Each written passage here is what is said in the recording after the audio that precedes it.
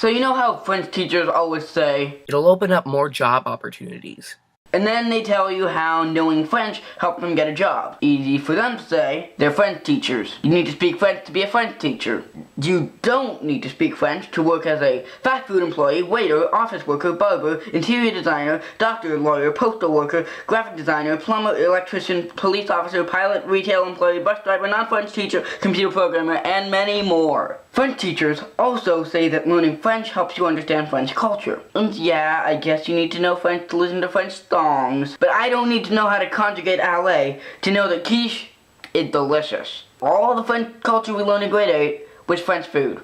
We made quiche and ate tortillas, all in English. And words have genders in French, and a lot of languages actually. Why though? It's not like la chaise and le pantalon can reproduce, and then occupations like le médecin and le cuisinier are male, even when talking about a female doctor or chef. Okay, some occupations can be made feminine, like professeur and serveur/serveuse, but still, same with animals. Apparently in France, all chickens, horses, pigs, and sheep are male, while all ants, geese, mice, and mules are female. Hashtag ban sexist French words. Also, in French, use the word tu to mean you if you're talking to one person, and vous if you're talking to multiple people.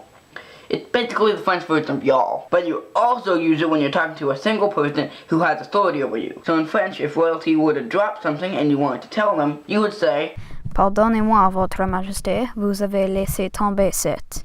But if we did that in English, it would be, pardon me, Your Majesty, y'all drop this. And the teachers always tell you that Google Translate doesn't work and how you should never use it. Like how it doesn't conjugate verbs correctly, which it totally does, or how it translates pomme de terre as earth apple rather than as potato, which it does, but Google has a suggest and edit option so that the translation bot can learn how to translate phrases correctly and not literally. Besides, you don't need to have your French grammar perfect to talk to someone in French. Let's say you're on vacation in Belgium, because waffles are delicious.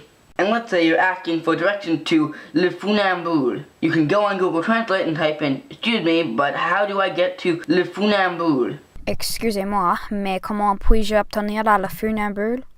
A native French speaker could probably understand that. If you conjugate something wrong, it doesn't make the sense it's impossible to understand. Also, there's this poster in my French class that has a list of reasons to learn French. And most of them are really just reasons to learn Spanish or English. Like, 200 million people in the world understand, speak, read, or write French. Well, there are approximately 470 million Spanish speakers. And as of now, there are only about 120 million French speakers. In Canada, French is an official language in New Brunswick, Quebec, the Northwest Territories, the Yukon, and Nunavut. Well, even though French is an official language in those regions, it sure isn't spoken as a home language much. In fact, Quebec and New Brunswick are the only provinces or territories of Canada where more than 2.5% of the population speak French at home. And the best reason of all, if you bump into Johnny Depp or Sidney Crosby, you could have a conversation in French. You could have a conversation in English too, you know. Okay, now for some stories. When I was in 1st grade, when someone spoke out loud in French, they would get to take a prize out of a box.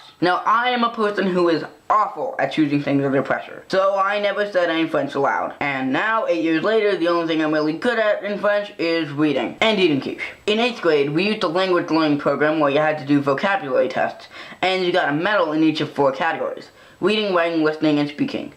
Except for the speaking part, our school's computers and microphones were awful. There was a scoreboard with every user in the world's medal counts, and the people at our school had comically low rankings, like 586,180th place, since our school couldn't do the speaking test and we only learned one language. Some kids would do the speaking test at home to increase their medal count so they could brag about having a higher ranking. Oh, I see. So you're in 586,000th place?